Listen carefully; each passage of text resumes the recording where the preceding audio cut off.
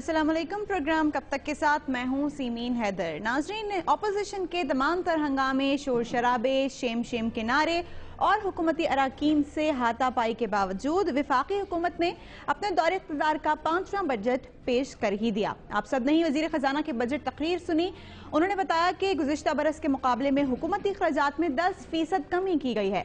IMF کو $20 ارب واپس کر دیے گئے، ٹیکسوں کی وصولی میں تاریخی 25% اضافہ ہوا، برآمدات میں اضافہ ہوا، حکومت نے 3500 میگا واٹ بجلی سسٹم میں شامل کی، وغیرہ وغیرہ۔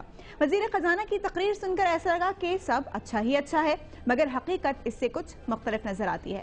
ملک کے کسی شعبے کی کارکردگی اس وقت اطمینان بخش نظر نہیں آتی۔ غربت میں اضافہ ہوا، بے روزگاری میں اضافہ ہوا، قرضوں میں اضافہ ہوا، شرح نمو اطمینان بخش نہیں، سرمایہ کاری میں کمی ہوئی، بچت میں کمی ہوئی، بجلی کے بحران میں اضافہ ہوا۔ بجٹ 2012-13 کی بات کریں تو تعلیم کے لیے 4 ارب 78 کروڑ روپے اور صحت کے لیے 7 ارب 84 کروڑ روپے مختص کیے گئے ہیں، جبکہ گزشتہ بجٹ میں اس مد میں 15 ارب روپے مختص کیے گئے تھے کیونکہ صحت کا شعبہ صوبوں کے حوالے کر دیا گیا ہے۔ دفاعی بجٹ میں بھی اضافہ کیا گیا ہے۔ ترقیاتی پروگراموں کے لیے 863 ارب روپے مختص کیے گئے ہیں، جو کہ گزشتہ بجٹ میں 730 ارب روپے تھا۔ آج پروگرام میں بات کریں گے کہ کیسا بجٹ پیش کیا ہے۔ پیپلز پارٹی نے اپنے دور اقتدار کا 5واں بجٹ پیش کیا، کامیاب ہوئے۔ وزیر اعظم یوسف رضا گیلانی بجٹ پیش کرنے میں، وزیر خزانہ کی تقریر بھی آپ نے سنی اور اقتصادی سروے بھی انہوں نے پیش کیا، یہ بھی آپ نے دیکھا۔ آج پروگرام میں اسی کے اوپر بات کریں گے۔ پہلے اپنے مہمانوں صاحب کا تعارف کرا دوں۔ اسٹوڈیوز میں ہمارے ساتھ موجود ہیں ڈاکٹر شاہد حسن صدیقی صاحب منشیات ہیں، اور ان کے ساتھ موجود ہیں سراج قاسم تیلی صاحب، معروف بزنس مین ہیں، چیئرمین ہیں بزنس مین گروپ کے اور سابق صدر ہیں Karachi chamber of commerce and industries کے۔ اس کے ساتھ ساتھ لاہور سے ہمیں جوائن کیا ہے ابراہیم مغل صاحب نے، جو کہ چیئرمین ہیں ایگریکلچر فورم آف پاکستان کے۔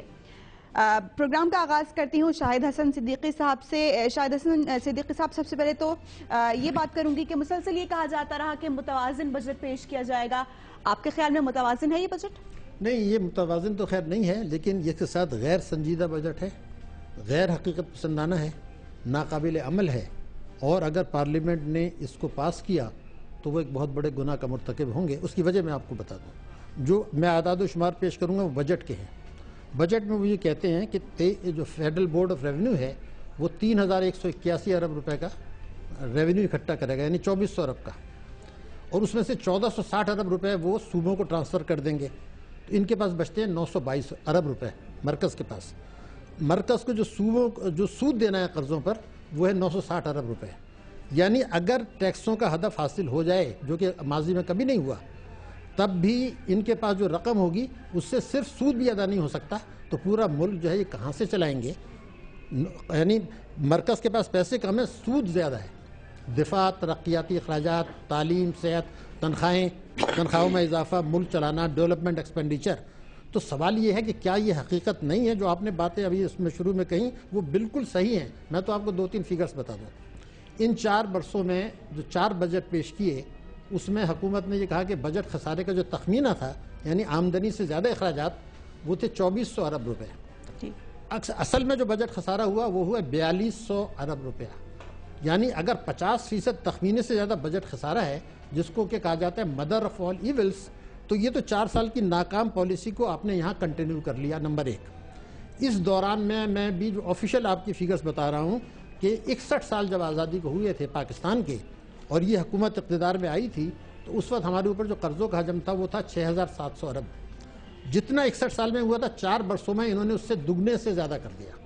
تو اب میرا ایک سوال ہے، پاکستانی قوم کو سوچنا ہے کہ انہوں نے 4 برسوں میں 6800 ارب کے قرضے بڑھا دیے، اس کو مئے سود قوم نے واپس کرنا ہے، جبکہ اس دوران میں نہ کوئی پروجیکٹ بنا، نہ کوئی ڈیم بنا، نہ کوئی کول کا پروجیکٹ بنا، تو یہ آخر یہ کہاں گئے یہ پیسے؟ ایک بہت بڑا بنیادی سوال ہے۔ دوسری چیز یہ کہ ان 4 برسوں میں جو ہماری شرح نمو معیشت جو گرو کی ہے وہ 3% سے کم کی ہے۔ بھارت نے کی ہے تقریباً 7-8%، بنگلہ دیش نے کی ہے 6%، ویتنام، سری لنکا نے کی ہے 7% کے قریب۔ تو 1/3 اور ہاف آپ دوسری قوموں کے مقابلے میں کر رہے ہیں۔ آپ کے شاہانہ اخراجات دوسروں سے زیادہ ہیں، ٹیکسوں کی مد میں آپ نے کم وصولی کی، تعلیم اور صحت میں آپ دنیا میں سب سے پیچھے، شاہانہ اخراجات میں سب سے آگے۔ تو اگر بجٹ کا یہ تصور ہے تو پھر ایک بڑا سوالیہ نشان پیدا ہو جائے گا اس جمہوریت کا بھی، بجٹ کے پروسیس کا بھی، اس لیے کہ 11 کروڑ آدمی ہمارے اس ملک میں ایسے ہیں جن کو ان بجٹوں کی جس طریقے سے بجلی اور پیٹرول کے نرخ بڑھائے گئے، ٹیکسوں کا بوجھ بڑھایا گیا، تو 11 کروڑ آدمی ایسے ہیں جن کو 2 وقت پیٹ بھر کے روٹی میسر نہیں ہے۔ اب سوال یہ پوچھا جا رہا ہے کہ آپ نے جو پیٹرول، بجلی اور گیس کے نرخ بڑھائے، اسٹیٹ بینک یہ کہتا ہے کہ اس لیے بڑھائے گئے کہ ٹیکسوں کی چوری کے نقصانات تھے۔ اب حکومت یہ کہتی ہے کہ نہیں، ہم نے اس لیے بڑھائے کہ عالمی منڈی میں تیل کی قیمتیں بڑھ گئیں۔ میں اب آپ کو ایک اسٹیٹمنٹ ریکارڈ پہ دے رہا ہوں، 2008 سے اب تک ہم نے پیٹرول کی قیمتیں دگنی سے زیادہ کرتی ہیں، عوام تباہ ہو گئے، لیکن عالمی منڈی میں تیل کی قیمتیں نہیں بڑھی ہیں فروری 2008 سے آج تک۔ تو یہ تو آپ نے جو کیا ہے، یہ تو اپنے شانہ اخراجات، ٹیکس کی چوری، کرپشن سے 18 کروڑ عوام کو آپ نے نچوڑ دیا۔ تو یہ بنیادی سوالات ہیں کہ عوام کو کیا ملا، ہم اس دنیا میں، اس خطے میں ترقی دور سے پیچھے رہ گئے۔ اور ایک اور اہم بات بتا دوں، ایک طوفان آ رہا ہے پاکستان میں، امنڈتا ہوا طوفان معیشت کی طرف، اور وہ یہ ہے کہ اگلے سال پاکستان کو IMF کو $4 ارب کے قرضوں کی قسط دینی ہے۔ ہم نے پچھلے 10 مہینے میں تقریباً $2 ارب ریزروز کم ہو گئے۔ روپے کی قدر ایسے گر رہی ہے جیسے پیڑ سے پتا ٹوٹ کے گرتا ہے۔ تو کیا ہم یہ پیسے اپنے ادا کر دیں گے یا اس کے لیے دوبارہ قرضوں کے پاس جائیں گے؟ یہ وہ سوالیہ نشانات ہیں جس کا بجٹ نے جواب نہیں دیا۔ پھر آپ نے ایک بڑی اہم بات کی کہ جی بچتوں کی شرح گر گئی۔ بالکل، تو آپ کو پتا ہے کہ ہماری بجٹوں کی شرح 12% ہے، اور ایمرجنگ کنٹریز جو ہیں دنیا کے، بھارت دوسرے لوگ، ان کی 34% ہے۔ تو آپ گرا کے ہم 12 پہ لے آئے، دنیا 34% بچتیں کر رہی ہے، تو آپ قرضے لیں گے۔ سرمایہ کاری آپ کی 22 سے گر کے 12% آف GDP رہ گئی، پھر آپ قرضے پہ جائیں گے۔ ٹھیک، بچت میں اضافہ کیسے ہو سکے گا، یہ بھی اس کے اوپر بھی بات کریں گے۔ سراج قاسم تیلی صاحب، آپ سے یہ جاننا چاہوں گی کہ آپ کے مطابق وہ ایسے کون سے شعبے ہیں جن کا احاطہ بجٹ میں نہیں کیا گیا یا ان کو نظر انداز کر دیا گیا بجٹ میں؟ بسم اللہ الرحمن الرحیم۔ سب سے پہلا تو بات یہ ہے کہ دیکھیں جو بجٹ آ جایا ہے، میں بزنس انڈسٹریل کمیونٹی کے حوالے سے بات کروں گا۔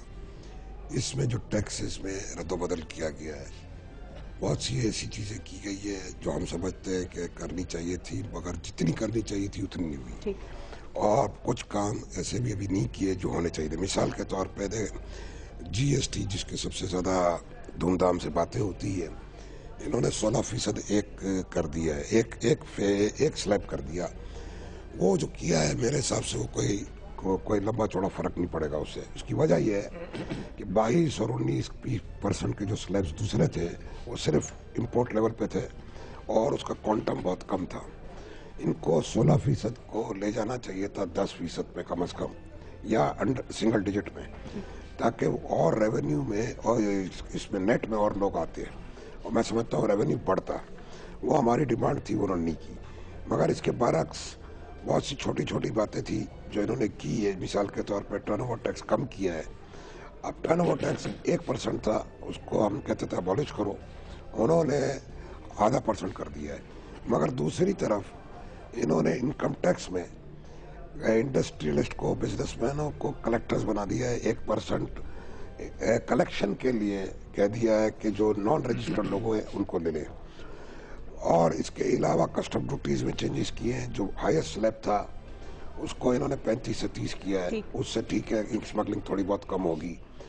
اس طرح کے چینجز کیے۔ FED جو کمپلیٹلی ابالش کرنا تھا ان کو، یہ 5 ایکچولی دیکھا جائے نا تو یہ بجٹ میں یہ 6-7 سال سے IMF سے جو کمٹمنٹس تھے ریفارمز کے، وہ چیزیں ہو رہی ہے۔ الٹیمیٹلی ان کو 2 ٹیکس رکھنے ہیں، انکم ٹیکس اور سیل ٹیکس۔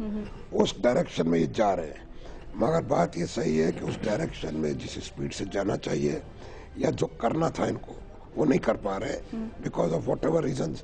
جو فسکل اسپیس نہیں ہے، ان کے ساتھ بہت سارے مسئلے ہیں، پولیٹیکل ایشوز ہیں۔ مگر میں ایک چیز کو میں سمجھتا ہوں کہ انہوں نے اچھا کیا ہے، اور وہ ہے انکم ٹیکس کو جو انہوں نے سلیب 17 سے 5 کیے ہیں، اور یہ 4 لاکھ کی جو چھوٹ بڑھا کے کی ہے، اس میں جو چینجز کیے ہیں، اس چینجز کی وجہ سے 30 to 50% جو سیلری کلاس کے لوگ ہیں جو ٹیکس دے رہے ہیں، ان کا وہ ٹیکس میں سے اتنا بچے گا۔ جو آج کل مہنگائی ہو گئی ہے، جو حالات کے حساب سے جو بھی ہوا ہے، اس میں ان کو تھوڑا بہت ریلیف ملے گا، and I think that is a good thing to be obtained۔ اس کے اوپر بھی بات کریں گے۔ ہمیں ابراہیم مغل صاحب نے بھی جوائن کیا ہے لاہور سے، ان سے بھی گفتگو کریں گے لیکن ایک بریک کے بعد۔